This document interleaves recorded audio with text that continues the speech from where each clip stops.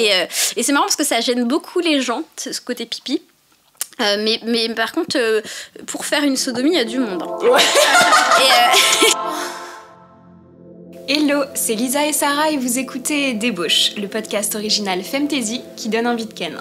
Alors ici on parle de sexe sans tabou et on reçoit des meufs beaucoup trop cool avec qui on répond aux vraies questions qu'on se pose toutes.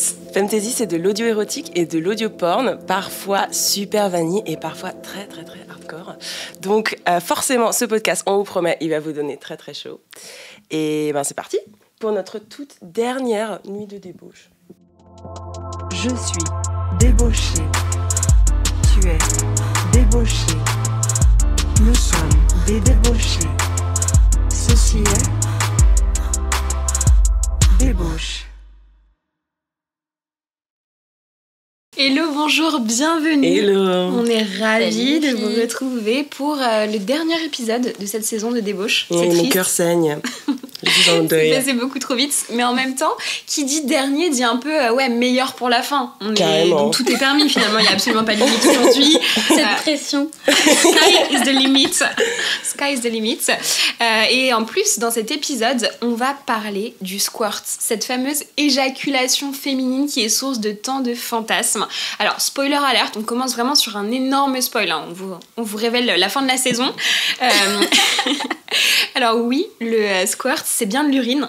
Donc voilà, si c'est la seule question qui vous intéresse, vous pouvez couper, vous pouvez partir.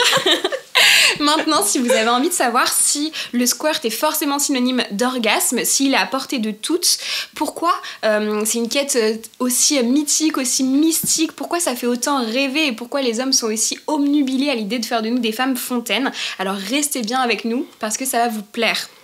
Donc pour répondre à toutes ces questions, on est aujourd'hui accompagné de la queen du squirt, Lady Éjaculation Féminine.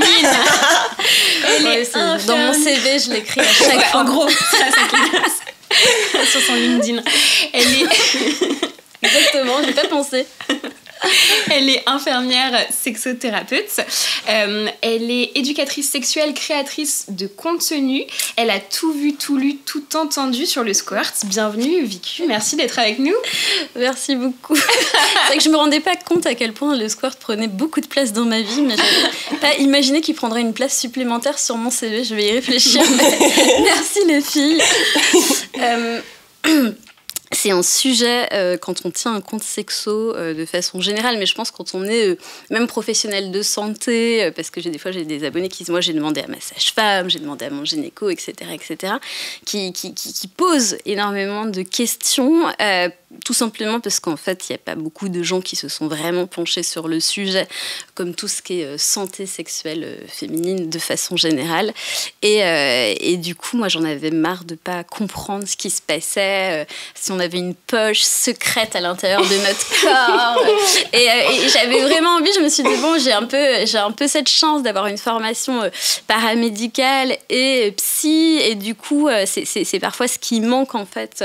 Les thérapeutes manquent un peu de connaissances anatomiques, physiologiques, et les soignants classiques manquent un peu d'approche psy, quoi. Donc je me suis dit, allez, je vais essayer de comprendre ce qui se passe déjà dans le cerveau, mais ce que ça implique sur le corps, et voilà, le résultat est sans appel, c'est du pipi, mais je vous promets que ça va bien se passer. On va y venir. Et alors, on le dit tout de suite, hein, Lisa et moi, on est tout sauf des expertes du sujet, donc aujourd'hui on va vraiment boire tes paroles. Non, t'as pas le droit à la vanne là. T'as pas le droit à la vanne là. Non, je laisse pas passer. Et du coup, on n'est pas du tout des experts du sujet, mais je suis quand même curieuse de savoir, Lisa, toi, ce que ça t'a inspiré, le squirt. Alors, le squirt, pour moi, c'était la quête du Graal. Préparez-vous pour la métaphore filée. Je vous ai encore habitué. Non, cette fois-ci, je la fais simple. Mais en fait, le squirt et moi, c'est une histoire assez intense.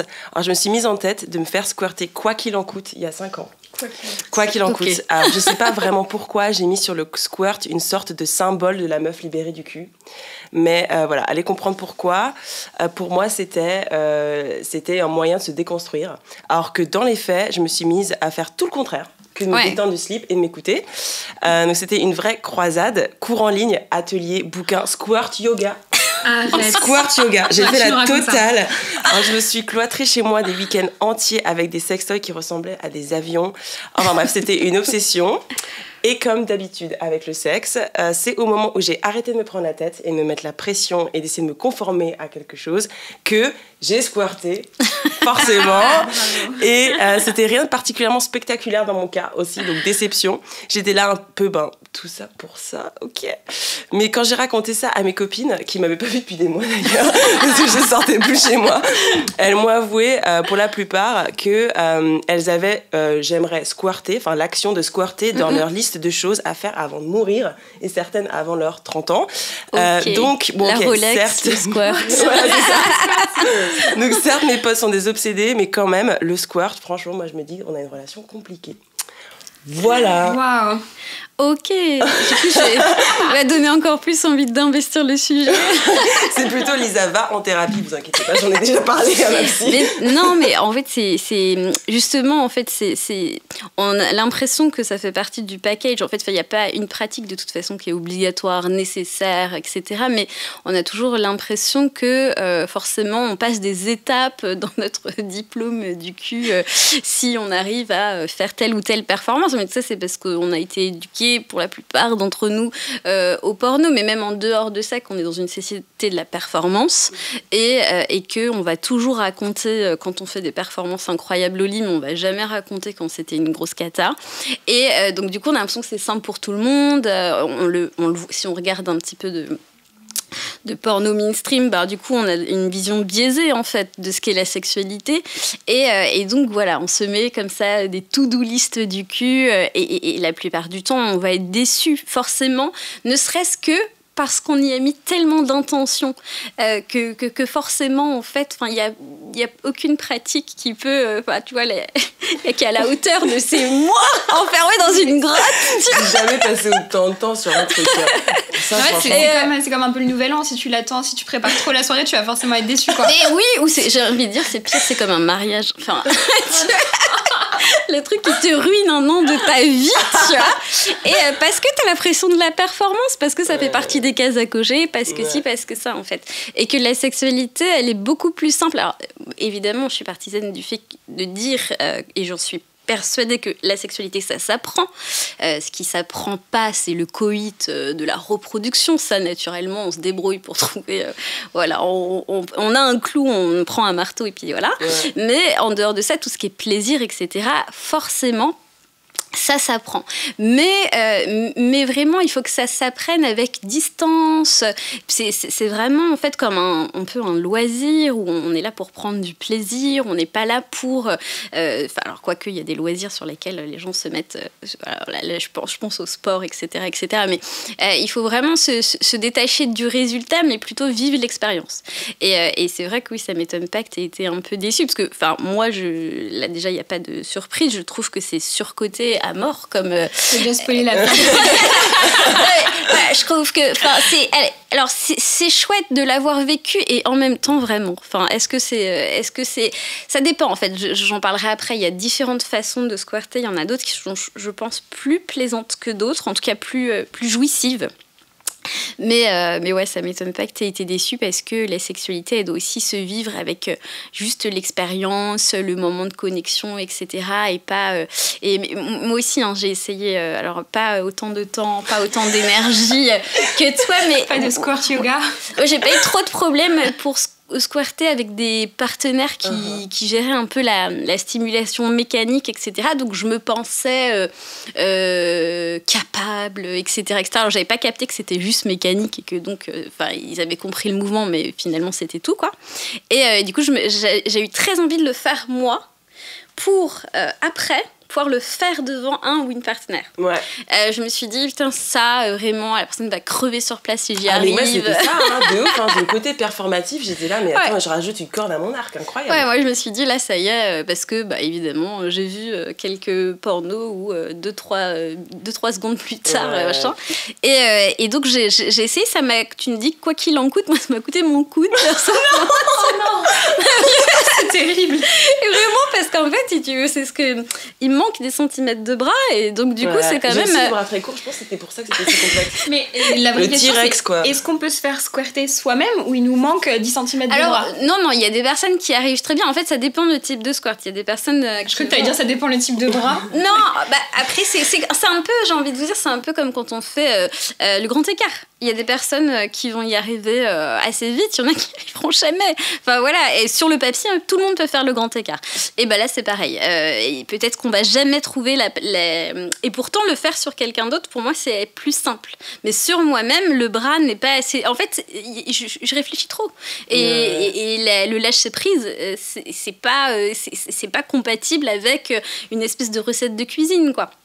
Donc au final, non, ça m'a fait effectivement, j'ai des petites tensions au tendon, quoi. C'est terrible. Et in fine, pour avoir 3 gouttes, enfin vraiment un truc vraiment, enfin voilà, je n'allais impressionner personne avec ça. Voilà, donc et j'ai vraiment laissé tomber le truc, mais aujourd'hui, j'en ai plus rien à faire. Mais c'est vrai que c'était une période de ma vie où j'avais ce truc de performance et voilà, il faut que je sois une reine du cul, enfin voilà, j'avais vraiment ça et ça faisait partie de il faut que j'impressionne une partenaire avec cet effet comme ça, voilà. Ouais, parce que je me demandais comment t'en étais venue à te passionner pour le sujet. Est-ce que tu t'es passionnée sur le sujet pour des raisons un peu personnelles parce que ça te faisait fantasmer et donc c'est ta quête avant tout, ou tu t'es vraiment passionnée pour le sujet pour des raisons professionnelles juste parce que t'avais en fait moi j'ai découvert ça de façon fortuite, enfin voilà, un pénis courbé par un peu chanceux qui passe par là et hop on ruine les draps et voilà. Et donc la première fois toi c'était un peu par hasard avec ouais, un partenaire, par hasard en fait j'avais un partenaire qui avait un pénis vraiment particulièrement courbé et du coup idéal pour la zone G finalement, gros avantage.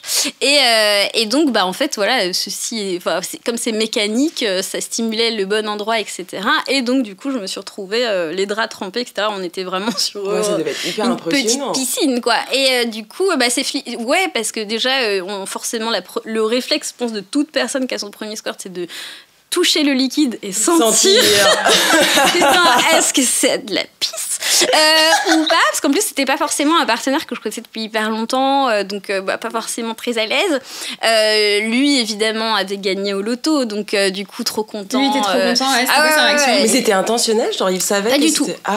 Parce qu'après on parlera des serial squirters plus tard. Oui, exactement.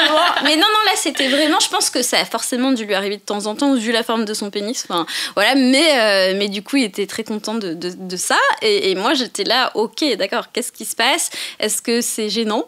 C'est pas gênant. Enfin, qu'est-ce qu'on se dit, tu vois? Et en fait, l'étiquette autour du squirt à ce moment-là, quoi. Ouais, c'est ça, parce que moi, j'étais pas forcément entre guillemets éduquée. Enfin, évidemment, alors j'avais déjà commencé à faire de l'éducation à la sexualité pour mes patients en pédopsie, mais évidemment, quand on fait de l'éducation sexuelle en pédopsie, il y a aussi la clinique du patient, etc. On rentre pas dans des pratiques type squirting. Enfin, c'est vraiment pas le sujet, quoi. Donc vraiment, je découvrais. Voilà, je me suis dit, ok, c'est ça, femme fontaine, visiblement, etc. Donc ça m'a pas. Et puis après, c'est devenu un truc assez courant dans ma sexualité, mais qui me passionnait pas plus que ça, voire qui pouvait m'emmerder quand j'ai juste envie de dormir et pas de laver les draps ou changer les draps, etc. Sauf que quand j'ai créé WeQ, évidemment on tâtonne, etc. sur les thématiques qu'on va aborder. Et on fait souvent des FAQ où on demande qu'est-ce que vous voulez que j'aborde, etc., etc. Et je trouvais vraiment qu'il y avait je dirais passer les problématiques sexo, parce que ce qui intéresse le plus les gens, c'est les dysfonctions parce qu'ils sont en souffrance, mais passer ça, la pratique vraiment qui m'était le plus demandée, clairement, c'était le squirt. Et moi qui le vivais depuis un certain temps, je me disais, bon, et tout, pourquoi, mais quelle idée, enfin... Mais vraiment, je sentais qu'il y a certaines personnes avec qui c'était un échec dans leur vie. Enfin, il y a un truc... je me suis dit, ok, ça prend... C'est la quête d'une vie, quoi. Ouais, en tout cas d'une vie sexuelle. Parce que si d'une vie, c'est un peu triste. Mais du bisexuel, ouais. Et donc, du coup, je me suis dit, en fait, j'ai envie de comprendre, j'ai absolument envie de comprendre ce qui se passe, ce phénomène sur lequel je me suis jamais penchée. Et est-ce qu'il existe des études sur le sujet? Est-ce que, je sais rien, moi. Est-ce que, je peux comprendre ce qui se passe, en fait. Qu'est-ce qui fait que on produit un liquide comme ça, visiblement. Alors, en fait, quand tu squirtes très souvent, tu sais que c'est un peu du pipi quand même, mais t'es pas, tu te dis bon, peut-être que je sais pas, il y a des choses qui se mélangent, etc. Bon. Mais il y avait aussi cette fameuse question. Et puis je voyais partout écrit c'est pas de l'urine, vous inquiétez pas, c'est inodore, c'est incolore. Squirt is not pee, c'est ça. Voilà, squirt is not pee. Et je me disais, c'est bizarre parce qu'en fait, j'ai quand même des témoignages, j'en ai beaucoup de gens qui me disent, moi, je comprends pas parce que ça sent le pipi, quoi. Et je me suis dit, c'est forcément qu'il faut que j'explore le truc. Et j'ai commencé à faire des recherches, à faire des boîtes à questions, etc., etc. Et en fait, une de mes abonnées était urologue. Trop bien. Parfait. Et donc, elle commençait à venir dans mes DM et tout. Et on a passé, je crois, mais vraiment un après-midi entier à décortiquer le sujet, à ce qu'elle m'explique un petit peu les étapes de l'urine, etc., pour que je comprenne enfin ce qui se passait. Et donc du coup, entre-temps, j'ai découvert aussi qu'il y avait... donc ça, c'était son avis à elle. Après, ça l'engage qu'elle, etc. Mais bon, elle avait l'air fiable, quoi. Et j'ai trouvé une étude qui venait absolument confirmer toutes mes hypothèses, etc. Alors, il faut savoir que c'est quand même terrible parce que cette étude... Bon, déjà, c'est des médecins français qui l'ont réalisé. Et ça, c'est une petite fierté quand même que parfois les Français fassent des choses sympas. Mais du coup, il a été fait que sur 7 femmes. Donc, c'est quand même pas un échantillon... super représentatif voilà, de genre féminine. Enfin. Mais c'est déjà ça. En tout cas, ça a été fait avec sérieux. Et les docteurs, donc Salama et Desvaux, en ont fait quand même un bouquin. Donc, du coup, il est assez intéressant, leur bouquin. Et donc là, voilà, il explique, je sais pas si vous voulez que je rentre dans les détails, de pourquoi c'est du pipi, etc. Je sais pas trop si vous avez de moi, mais... Si, carrément, moi je suis chaude pour que tu nous dises genre, pourquoi c'est de l'urine, et aussi que tu nous dises pourquoi les 3/4 de la population mondiale est convaincue que c'est pas de l'urine. Enfin, ouais. C'est ça, cette dualité qui m'intéresse. Je vais vous raconter après juste une anecdote TikTok, parce que j'ai fait une vidéo pour dire que c'était de l'urine, mais que je parlais des personnes à vulve, et donc là, c'était un scandale, et c'était pas de l'urine et c'était pas possible. Et j'ai fait aussi un TikTok sur le squirting des pénis où j'expliquais que c'était de l'urine, et là c'était ok. Là il y avait pas ça peut pas être très comme et ça. Donc du coup c'est vrai que je me suis dit ok d'accord, enfin c'est quand même 2 poids 2 mesures, parce qu'il y en a un, on me dit non mais c'est pas possible, etc., et vraiment les gens sont convaincus, sont prêts à s'énerver, à m'insulter, et de l'autre côté ok c'est de la pisse, quoi. Et donc voilà, je me suis dit bon, déjà ça nous donne quand même un peu d'infos. Mais est-ce qu'il y a pas un truc de un pénis c'est un pénis, il peut pas y avoir 36 000 choses dedans, alors que le corps de la femme, il est mystérieux, oui. On sait pas trop ce qui s'y passe, tu alors vois, qu'en fait, on a vraiment littéralement les mêmes organes génitaux. Tu vois, et il y a un truc comme ça qui fait que on a envie que ça reste mystérieux. Il y a des gens qui disent oui, mais même si tu le sais, pourquoi tu le dis? Pour rassurer les gens. Parce qu'en fait... il faudrait pas le dire, en fait. On me reproche, ok, d'accord, j'ai compris ton explication, donc je vous explique tout de suite, mais en fait, tu t'aurais dû te taire, quoi. Et donc, alors que, en fait, non, moi, mon métier, c'est pas de cacher, justement, en fait, c'est de tranquilliser les gens sur le sujet, et vous en faites ce que vous voulez de cette information, pour faire un déni, la refouler. Mais en tout cas, moi, je vais pas dire à des gens qui me disent, moi, ça sent le pipi, écoute... Tu as vraiment pas de chance, tu es la seule personne au monde. Enfin, donc voilà, c'est absolument important que je le dise. Donc, je vous explique vite fait, je l'ai fait vraiment façon express, c'est le cas de le dire, vous allez voir. Quand on est excité, qu'est-ce qui se passe dans notre corps? On a une accélération de la fréquence cardiaque. Qui dit accélération de la fréquence cardiaque dit augmentation du volume sanguin. Qui dit augmentation du volume sanguin dit que nos reins se disent ok, ce surplus là de liquide, de plasma qui est là, il faut que je le filtre pour réguler en fait la tension. C'est un peu comme ça. En fait, on peut pas vraiment avoir d'excès de liquide dans le corps, voilà. Et donc les reins là se disent ok, alerte. alerte somme toute raisonnable, on passe une urgence vitale, mais il faut qu'on traite vite ce surplus de plasma. Et donc là, ils font leur travail de filtration habituel, sauf que comme il y a un petit côté urgence, ça va squeezer une des étapes de l'urine. Donc il y a 3 étapes, bon je ne vous la fais pas, c'est trop long, mais en gros l'étape qui incorpore dans l'urine les déchets n'est pas faite, et les déchets azotés, donc qui colorent et qui odorent l'urine. Et donc là, en fait, ce qui va arriver dans la vessie de façon très rapide, mais je ne sais pas si vous vous imaginez, c'est exactement le même mécanisme que quand on stresse. Vous stressez, vous avez un rendez-vous, vraiment, vous jouez votre vie sur un job, vous avez fait pipi avant de partir pour être sûr que c'est machin, et vous êtes en salle d'attente et vous avez envie de faire pipi. Et bien, c'est la même chose qui se passe dans la vessie, le même mécanisme, etc. Vous avez été stressé, accélération du risque cardiaque, etc. Et là, donc, dans cette vessie, il y a cette urine-là qui, en fait, est inodore et incolore. Donc, on peut dire, là, tu te fous de notre gueule, Edwige, parce que, en fait, c'est de l'urine, mais quand même, elle est inodore et elle est incolore.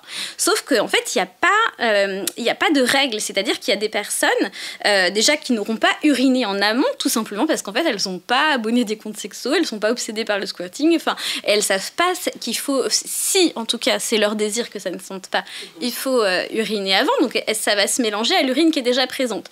Donc, les 2 urines, en fait, il n'y a pas de poche, il n'y a pas une poche squirt, une poche pipi, voilà, tout est mélangé, tout sort par l'urètre. Donc, forcément, il y aura une partie qui va sortir, qui sera de l'urine pure, classique, qui sent et qui machin.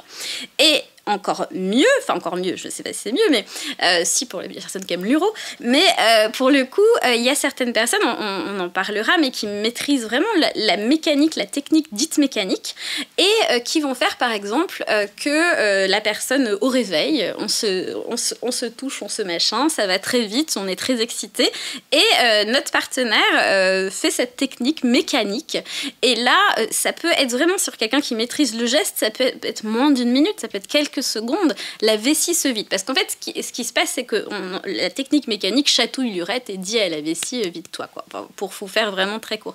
Et là, la vessie, avec l'urine de toute la nuit, va tout sortir. Et il n'y aura pas forcément eu trop le temps de fabriquer de l'urine primitive, celle qui sent pas et qui est pas machin.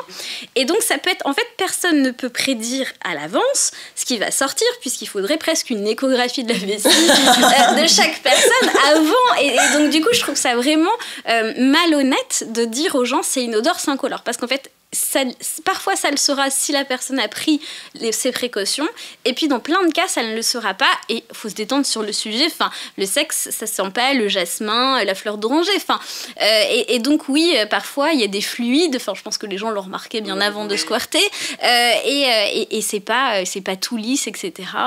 Et voilà, on peut s'en remettre vraiment, quoi. Et c'est marrant parce que ça gêne beaucoup les gens, ce côté pipi.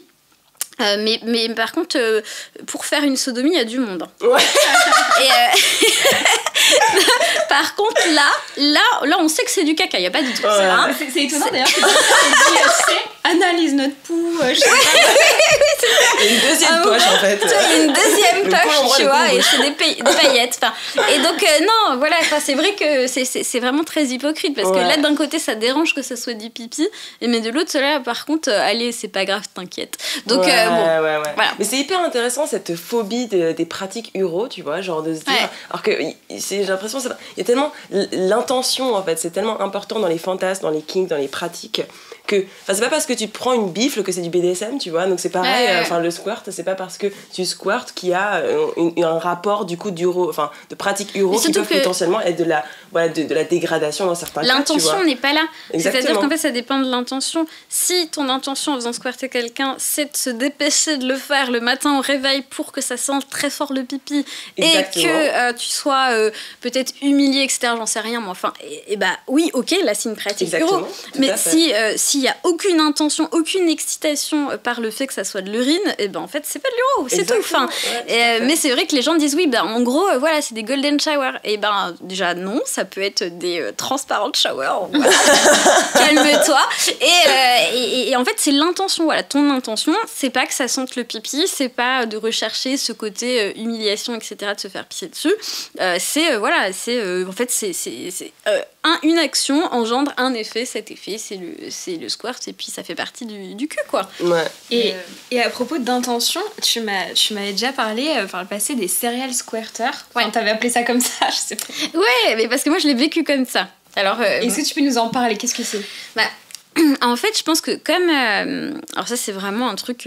c'est la théorie d'Edwige. Hein. C'est une théorie du complot, pas. Voilà, j'ai pas... en tout cas, voilà, il n'y a pas d'études sur le sujet. Mais moi, ça m'est arrivé d'avoir... j'ai eu 5 ans de célibat où j'ai un petit peu expérimenté le champ des possibles. J'ai rencontré beaucoup de personnes. Et voilà, en général, j'ai quand même... On n'était pas là pour enfiler des plats. On s'était un peu dit pourquoi on était là. Et donc, voilà, c'était des rencontres très cul, quoi.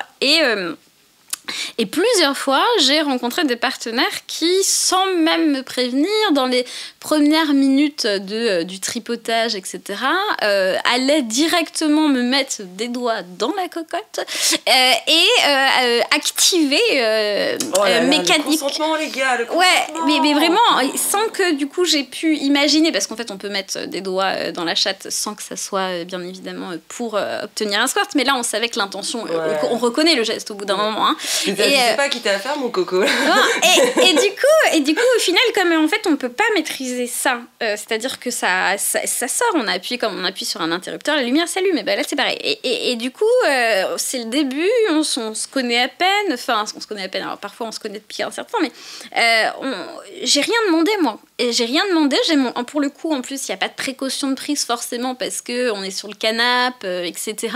Je me retrouve avec mon canapé qui a de la pisse, enfin, tu vois, parce que qu'elle soit inodore, incolore ou je sais pas quoi, bah, ça reste de la pisse, enfin, en tout cas, on peut pas juste la laisser sécher, quoi. Et du coup, et voilà, il y a une espèce de truc où on voyait quand même, enfin, moi j'ai remarqué plusieurs fois la jouissance de cette performance réussie, ce truc du roi, de la reine du cul qu'on pouvait dire. Regarde ce que je sais faire, tu vois, et voilà. Bah, regarde ce que je te fais, sans en avoir en plus, oui, c'est ça. sans avoir ton accord, quoi. Ouais, sans avoir mon accord. Et moi, disons que j'étais un public averti, voilà, donc ça allait, ça m'a pas choqué, etc. Sauf que, en fait, sur le principe, je trouve ça moche, en fait. Il suffisait de me dire, voilà, je sais pas, même, en plus, ça aurait pu être hyper excitant. Ouais, ça aurait pu être excitant. Je crois que je sais faire ça, est-ce que tu veux que j'essaye oui, voilà, et je pense que j'aurais pas dit non. Donc, mais le fait d'être prise au dépourvu, d'être trempée, d'avoir machin, et j'imagine qu'évidemment, c'est des choses qu'ils pratiquent régulièrement pour se redorer l'ego, pour se sentir, j'en sais rien, moi. C'est toujours des mecs, en plus, qui faisaient ce type de je sais pas, de performance non consentie, quoi. Ok, t'as jamais eu ça avec des partenaires Non, parce qu'il n'y a pas ce truc... Enfin, je sais pas, moi j'avais l'impression que c'était la démonstration de ma virilité. Regarde ce que je sais faire, je maîtrise ça à la perfection, etc. Oui, enfin, moi je sais faire de la poterie, donc ça va. Non mais chacun c'est plus dur que d'appuyer sur un bouton, ok. Et ouais, je sais pas, il y a un truc que je trouve très dérangeant dans ça, et en fait, je trouve que quand on maîtrise le geste, ou qu'on a ce fameux pénis un peu courbé, machin, ou qu'on a peut-être juste un jouet, mais on sait qu'il peut produire très bien cet effet, bah, c'est nécessaire de demander à sa partenaire si c'est ok. Parce que ça peut être effrayant, en fait, pour certaines personnes, et au même titre que on demande le consentement pour mettre un doigt dans les fesses, et bah là c'est pareil, je trouve que voilà. Et donc ouais, j'ai remarqué qu'il y avait des espèces de serial squirters comme ça qui avaient très envie de voilà. J'aime bien ton analogie avec le doigt dans les fesses, parce que je me demande si on faisait pareil, genre attends, genre sans le dire, si tu deviens une pro du massage prostatique et que là du coup sans demander consentement, tu vois, si tu dis pareil open. Là c'est terrible parce que tout à l'heure la sodomie, on disait ouais, la sodomie c'est pas un problème, évidemment. La sodomie des hommes cis sur des femmes cis ou pas d'ailleurs, et là c'est ok, là c'est pas un problème. Par contre si on leur fout un doigt dans le cul, là c'est dégueulasse. Là le caca devient dégueulasse. Donc non mais c'est incroyable quoi, comme tout comme ça, tout change d'un coup. Et ouais, non, en fait, pour n'importe quelle pratique, on demande, évidemment, ça peut arriver de façon fortuite. Enfin, on peut pas... chez certaines... Des fois, ça arrive et on n'avait pas prévu que ça arrive. Et ça, c'est bien sûr, c'est OK. C'est les aléas du cul. Et puis d'ailleurs, peut-être les gens sont très contents. Mais voilà, elle l'allait pas. Et puis ne serait-ce que pour le canapé, le futon, quoi. Merde, enfin, un peu de respect pour... Un peu de respect pour le futon. Voilà, exactement. Mais tu sais que peut-être que tes serial squirters, là, ils avaient suivi les formations en ligne. Parce que moi, j'ai un peu googlisé. J'ai trouvé des tonnes de formations en ligne payantes pour les hommes. Vraiment faites par des hommes, pour des hommes. Je vous ai sélectionné des extraits, mais c'est tellement drôle. Allez. Donc, il y a un des sites qui a une promesse vraiment forte. Vous n'aurez plus besoin d'analyser les signes hyper subtils ou non de l'orgasme féminin. Oh mon Dieu. Avec le squirt, attention, tout est clair. Le squirting et l'orgasme qui l'accompagne, donc ça, je suis sûre que tu auras des choses à dire sur le sujet, ne peuvent pas se simuler. Parce que la femme menteuse, la femme qui dissimule le plaisir. Il y a une petite blague. Ah, c'est clair comme de l'eau de roche, c'est le cas de le dire. Donc... Et donc vraiment il y a des formations comme ça, donc c'était des vidéos, des vidéos payantes et donc avec des mouvements à apprendre. Donc, je pense que c'est carrément le type de mouvement mécanique dont tu parlais tout à l'heure. Et en fait très clairement il te disait que ça te permettait de sauver ton couple. Ah bah oui, c'était même pas fait trop pour les mecs célibataires, il était marqué que c'était une façon de sauver son couple. N'allez pas chez le thérapeute. Surtout formation en ligne. Mais parce que sauver ton couple, pourquoi sauver ton couple du manque de communication? Parce que là au moins t'es sûr que ta nana ne simule pas, parce que si elle squirt c'est qu'elle a joui, donc là t'es sûr. Donc du coup moi mon conseil c'est que si vous voulez pas mettre votre couple en péril, go vous financer cette formation avec votre crédit CPF, c'est vraiment succès assuré. Ouais, alors déjà c'est pas du tout c'est pas corrélé à l'orgasme. Alors ça peut l'être, c'est-à-dire que vraiment en plus comme c'est surcoté. Enfin bref, on en fait toute une histoire de cette affaire-là. Forcément, ça peut pas être juste un jet d'urine. Si c'est ça, pourquoi alors on s'est enfermé 3 mois dans un appart. Et donc du coup il y a ce truc où forcément c'est jouissif as fuck, que ça va être forcément incroyable, etc. Or quand c'est la technique mécanique, c'est-à-dire que quand avec des doigts on va aller chercher la stimulation de l'urètre pour dire à la vessie de se vider, en gros c'est un peu, désolée parce que ça vraiment du coup c'est un peu triste à faire. Voilà. Ça je me suis dit comme ça. Putain, j'ai perdu des heures de ma vie quand même. Et, du coup, en fait, c'est pas du tout corrélé à un orgasme, puisque même s'il y a stimulation de la zone G et que ça peut être agréable, ça peut survenir bien avant. D'ailleurs, on peut obtenir un squirt bien plus facilement qu'un orgasme. Donc ça peut arriver sans du tout qu'il y ait d'orgasme. En revanche, il y a des personnes, pour le coup, c'est là qu'intervient vraiment le lâcher-prise, etc., qui, lors d'orgasmes très intenses, alors la plupart du temps, soyez pas déçus, mais avec une stimulation d'un toy, notamment une stimulation clitoridienne type womanizer un petit peu forte. Ah, j'ai peut-être pas le droit de dire des marques. Type aspirateur clito.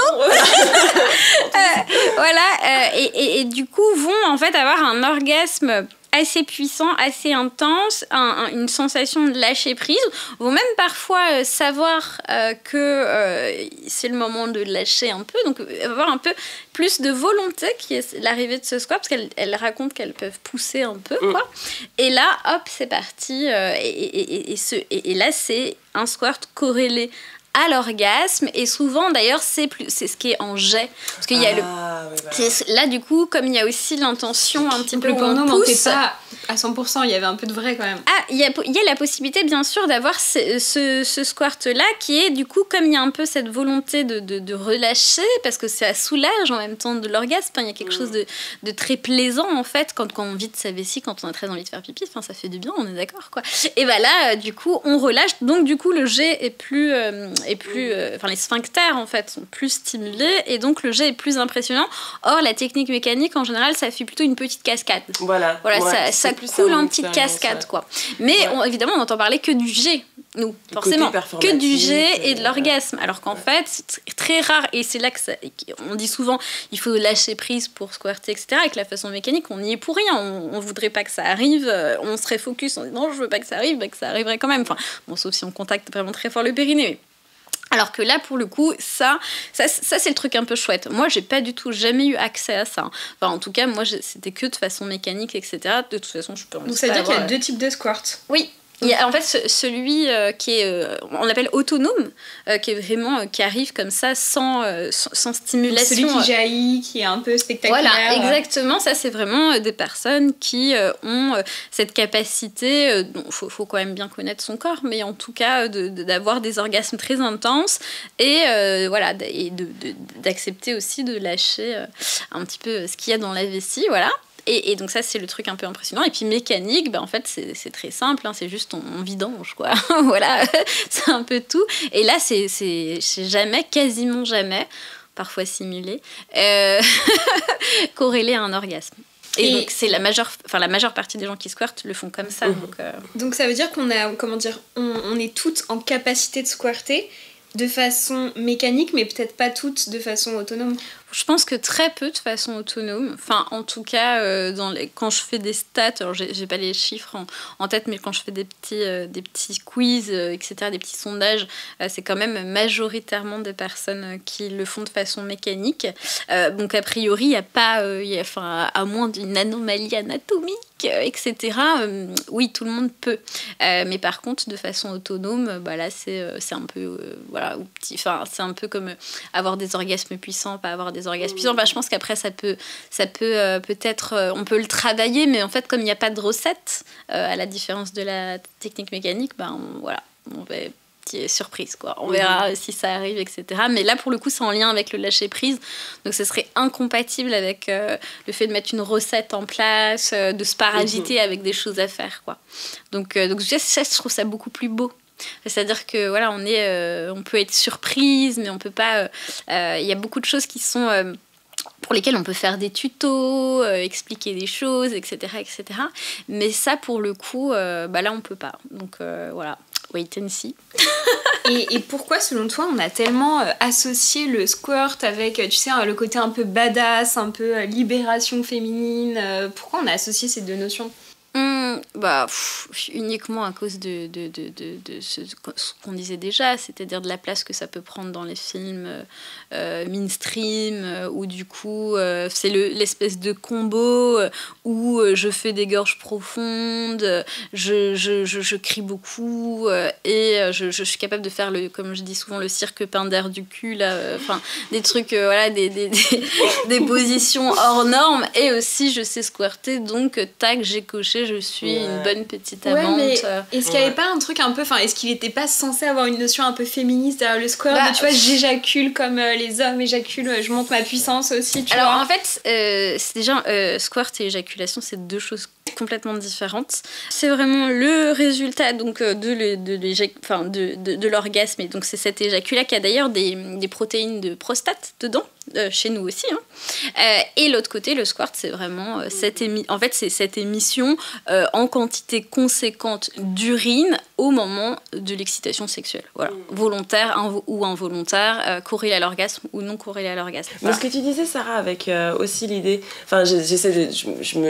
j'essaie de réfléchir à pourquoi je me suis enfermée des heures et des heures, tu vois. Et je pense qu'il y a quand même ce côté de découvrir ce que ton corps peut faire, de prendre un peu le contrôle sur ton corps, parce que moi j'avais un peu le côté pouvoir, c'est ça, j'avais envie d'avoir vraiment de voir un peu les limites du coup de mon corps, de ma biologie, de mon anatomie. J'avais aussi envie de prendre contrôle sur cette pratique, parce que du coup j'avais entendu quand même parler de ces serial squirters, et je m'étais dit attends, tu sais quoi, je vais voir comment ça fait, quelles sont les sensations, comme ça je peux aussi repérer ce genre de pratique, je serais pas surprise, etc. Et puis moi il y a aussi le côté, c'est plutôt mes kinks aussi qui sont que j'aime beaucoup les fluides, j'aime beaucoup la salive, j'aime beaucoup la transpiration, j'aime bien ce côté vraiment genre où ton corps produit quelque chose qui est vraiment lié à la sensation, au plaisir. Donc forcément, moi je trouvais l'idée d'une émission Fontaine, j'étais voilà, canon quoi. Donc je pense que, je suis d'accord avec toi qu'il y a vraiment j'ai forcément formaté par le porno, par cette idée de se conformer à la meuf super baiseuse, on en parle encore, le mythe de la super baiseuse.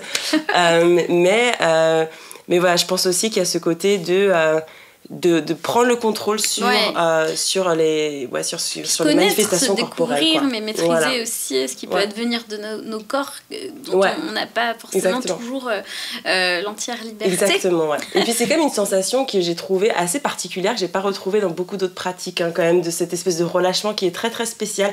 Effectivement pas lié à l'orgasme dans mon cas non plus, mais il y a quand même un truc, tu te dis oh là là, ok, c'est un truc que j'avais pas senti avant, c'est quand même un petit, voilà, si tu rajoutes ça aussi. Toi t'as quand même un bon souvenir, t'as déjà eu un bon souvenir ou une bonne expérience de squirt ou tu n'irais pas jusqu'à Bah, ça? j'étais quand même plutôt fière. Je me suis dit, en même temps, c'était quand même Tu l'as mis dans le groupe WhatsApp de copines. Est-ce que tu t'es tatoué la date? Tu vois? Oh là là, franchement, bonne idée. Non, mais j'avoue, j'ai fait une petite annonce collective à toutes mes copines. Hein. J'étais quand même là. Il s'est passé un truc. Mais ouais, je pense que c'est plutôt une bonne expérience. Après, je l'ai que vécu en solo. Parce que aussi, je pratique pas non plus énormément la pénétration avec des partenaires. Donc, c'était vraiment quelque chose que j'ai fait pour moi, dans mon espace. Et j'ai pour le moment eu aucune envie de partager ça avec quelqu'un d'autre. Donc, voilà. Et ça, pour le coup, de faire les choses pour nous, c'est dans la liberté, c'est quand même quelque chose, tu vois. Donc, du coup, ouais, ça, je peux complètement comprendre. Mais c'est vrai que, oui, en fait, on a envie aussi de connaître nos corps, comment ils fonctionnent. Ok, les études s'y penchent pas, bah, nous, on va s'y pencher. Et d'avoir entre notre corps et nous des choses un petit peu chouettes à se raconter à nous-mêmes. Et ça, pour le coup, oui, ça fait partie de la liberté, ça fait partie de tout ça, quoi. Mais c'est vrai que oui, de toute façon, il faut toujours avoir en tête qu'il y a aussi des dictates qui sont pas loin, des machins, et savoir ce qu'on fait de ça. Après, on peut complètement être consciente de ça et avoir envie de le faire quand même. Hein, c'est pas un problème. Et du coup, si j'ai envie de le faire quand même, si j'ai envie d'apprendre à squirter demain, est-ce que tu as des tips concrets? Alors, en solo, je trouve ça hyper compliqué. Ok.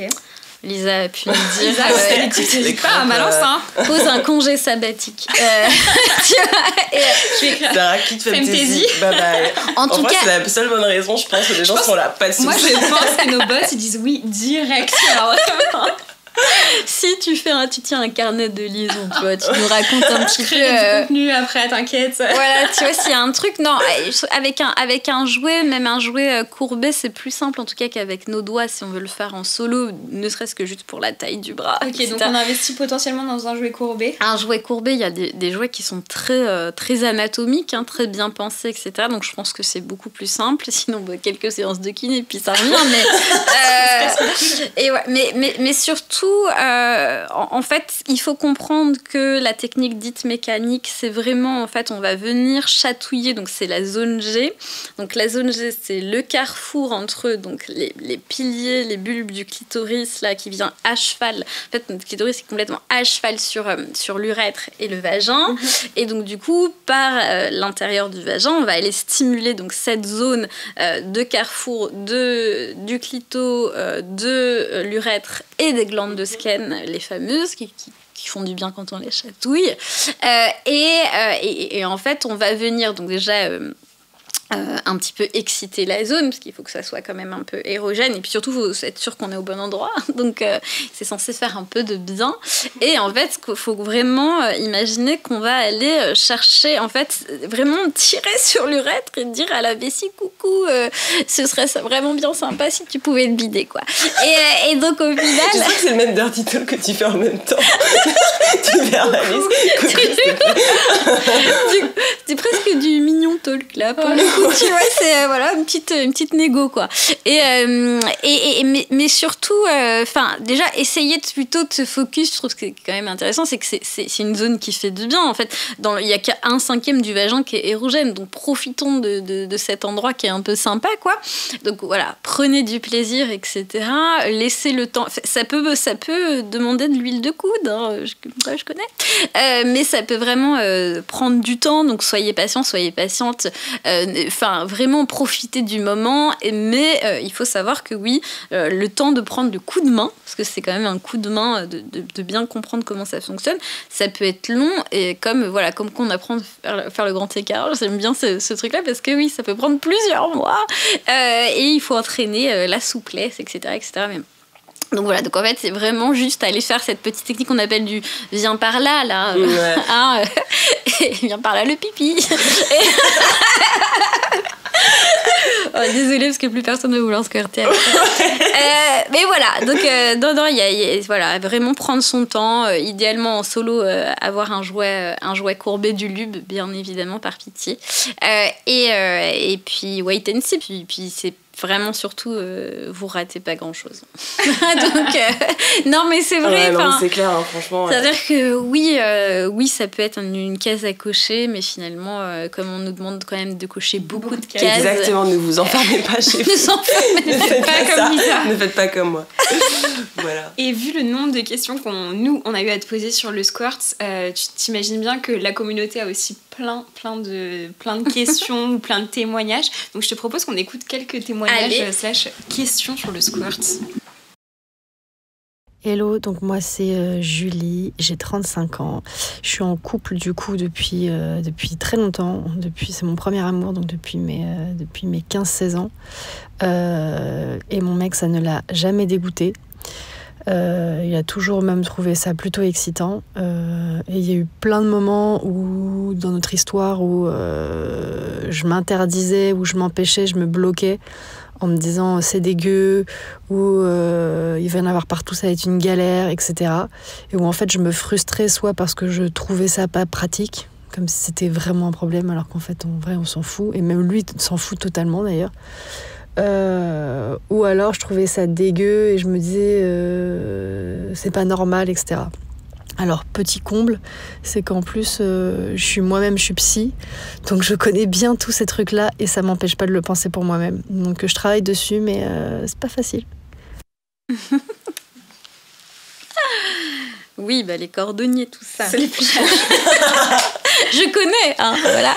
Non, mais c'est normal. Et puis, il faut vraiment moi, la première, hein, des fois, on ne sait pas appliquer les conseils qu'on donne aux autres. Enfin, c'est la base, presque, j'ai envie de vous dire. Du coup, c'est un vécu qui est très commun, en fait, aux personnes qui squirtent de façon répétée. Certaines personnes le disent, c'est à chaque rapport. Et ça peut être vécu comme une contrainte, ce que je peux comprendre. On aurait envie, parfois, nous aussi, de dormir juste après. Bon, on fait pipi, hein. Voilà. Si, pour le coup, là, c'est déjà fait. Ouais. On a gagné du temps. Mais oui, ça peut être vécu comme quelque chose de relou, forcément. Mais en même temps, je pense que quand c'est le cas quotidiennement, ça se saurait si les gens baisaient tous les jours, mais en tout cas régulièrement, voilà, il faut l'accepter parce que de toute façon, on va rien pouvoir y changer, que sinon, on se parasite complètement le moment de cul, qui est quand même censé être un vrai moment de lâcher prise, de connexion, etc., où on n'est pas encore sur une charge mentale, etc. Donc je pense que voilà, c'est le travail d'acceptation qui n'est pas encore fini, mais en plus là il y a le luxe entre guillemets d'avoir le même partenaire, donc il est au courant, il s'en fout, donc on peut voilà, après peut-être justement avoir ce truc qui est une contrainte, mais qu'on peut, en fait, dans l'imaginaire collectif, le cul, c'est hyper fluide, il n'y a pas de pause, il n'y a pas de... Voilà, ça s'enchaîne. Et il y a même des personnes qui... Donc, c'est cette fameuse excuse pour pas mettre de capote, hein, c'est que ça va casser l'ambiance, etc. Et pareil, il y a ce recours au lubrifiant, qui est parfois, oui, mais si je dis que j'ai besoin de lubrifiant, etc., je vais casser le truc. Alors que vraiment, si tu casses le truc, c'est que vous n'aviez pas envie de ken. Hein, parce que franchement, c'est pas ça qui va vous arrêter. Donc, et au final, ça peut être aussi dans le package du lube, etc., cette petite serviette qui est toujours à portée de main, qu'on se met sous les fesses, on la prend, on la balance au bout du lit, on dort. Enfin voilà, mais ce serait dommage puisque visiblement elle peut pas faire sans de s'empêcher de prendre du plaisir à cause de cette petite action mécanique finalement qui fait partie du lot, quoi. Donc ouais, je comprends parce qu'il y a beaucoup de personnes qui disent oui, c'est relou, j'aimerais arrêter. Ça n'est pas possible. Ça n'est pas possible. Alors, c'est possible au prix de ton plaisir.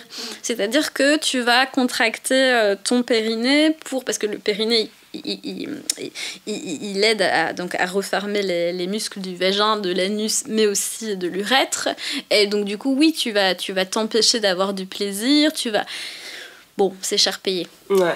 Voilà. Donc... Ok, on va passer au témoignage suivant. Allez. Alors bonjour, moi je m'appelle Chloé, j'ai 18 ans et je suis en première année d'études de médecine. Et donc en fait j'utilisais ma brosse à dents électrique en tant que vibro par stimulation externe. Et j'ai expérimenté ça, le squirt, donc vraiment de façon totalement hasardeuse. Enfin, je m'y attendais pas du tout.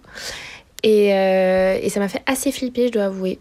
Parce que je savais pas du tout ce que c'était. Et donc, je me suis posé plein de questions, etc.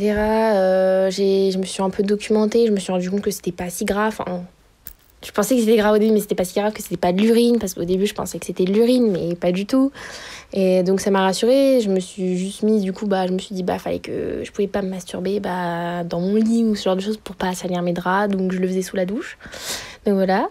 Et après, donc, je me suis. Donc, ma sexualité accompagnée qui commence en même temps, et je me rends compte que ça m'arrive pas du tout accompagner mon partenaire. Et je me dis, bizarre un petit peu. Parce que pourtant, je prends du plaisir à deux, mais c'est pas pareil, c'est pas aussi intense aussi que le vibro. Parce que maintenant, j'ai un vibro, et donc je l'expérimente aussi directement avec un vibro. Et c'est pas aussi, la stimulation n'est pas aussi intense avec un partenaire qu'avec un vibro.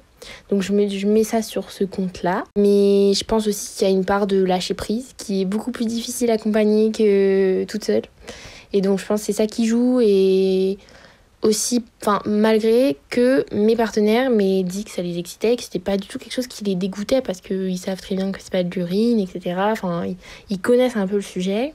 Mais pour autant, j'y arrive pas. Je sais que ça m'est arrivé d'avoir la sensation que ça allait m'arriver, mais en fait, c'est tellement peur que, même si je sais que c'est pas de l'urine, je sais pas, la peur que ce soit de l'urine au final, et ça me bloque, en fait, finalement, avec mon partenaire. Wow. Après cet épisode, ça va être... Bon, ce qui est bien, c'est qu'elle est en études de médecine, et que d'ici, dans pas trop longtemps, dans pas trop longtemps, elle va comprendre. Elle va peut-être étudier les reins, l'urologie, etc., etc. Et pourra un petit peu comprendre. Ce qui est bien, ce qui est intéressant, c'est qu'elle nous parle là, du coup, d'un squirt autonome. C'est-à-dire que c'est le classique squirt qui arrive au moment de l'orgasme, lors d'une stimulation ou d'un orgasme très intense. Donc, corrélé à un vibro la plupart du temps, c'est vrai, ce que c'est, en tout cas les témoignages que j'ai, etc.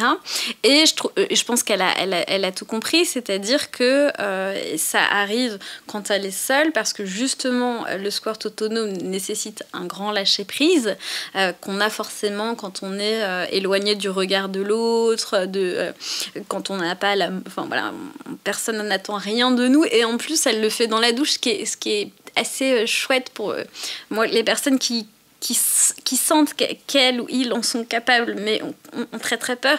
Je leur dis, faites-le dans une douche, faites-le dans une baignoire la première fois, comme ça vous êtes tranquille, même avec l'eau qui coule. Pardon la planète, mais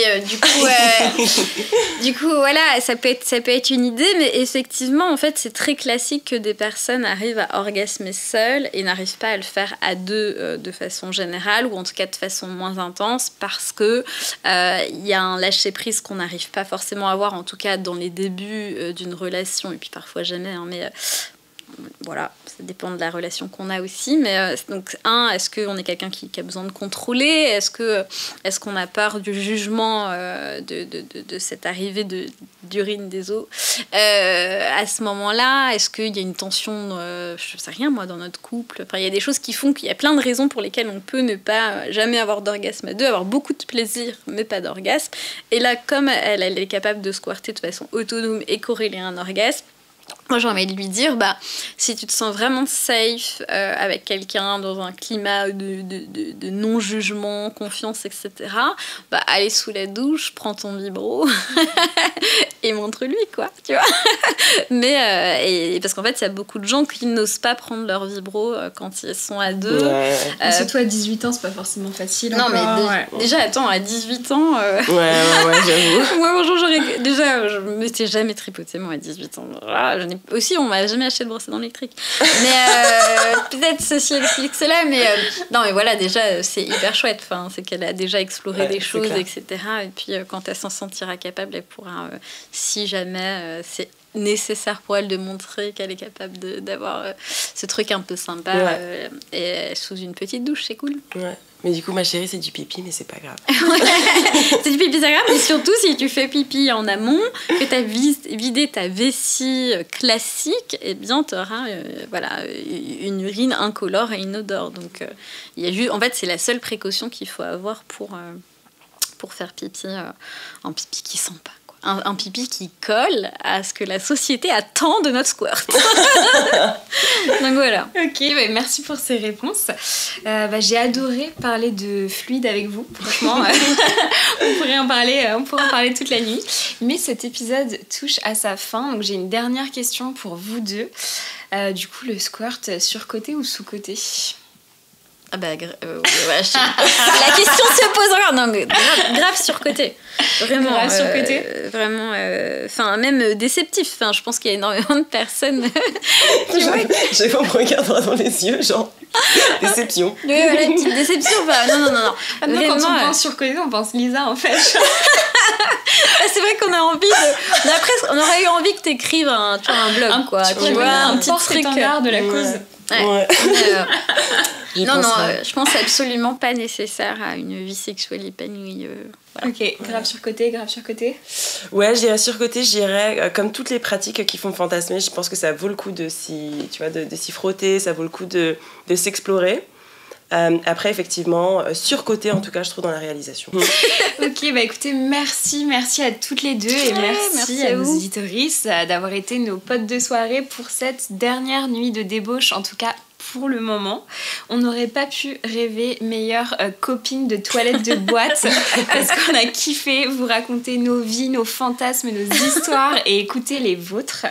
Alors, on se retrouve très vite pour de nouvelles aventures, mais en attendant, gros after dès maintenant sur Instagram, femtasy_fr. Et vu qu'on est des meufs trop cool avec Lisa et qu'on a envie que vous continuiez à kiffer, on vous offre moins 20% sur votre abonnement annuel Femtasy avec le code DÉBAUCHE. Alors vous l'avez compris, Débauche est une création originale Femtasy et si ça vous a plu, n'hésitez pas à le partager à vos potes les plus débauchés, ça marche bien, à mettre 5 étoiles ou à nous laisser des coms. Et puis oui, vous pouvez toujours vous abonner et on vous laisse et voilà. À bientôt. À la prochaine. À bientôt.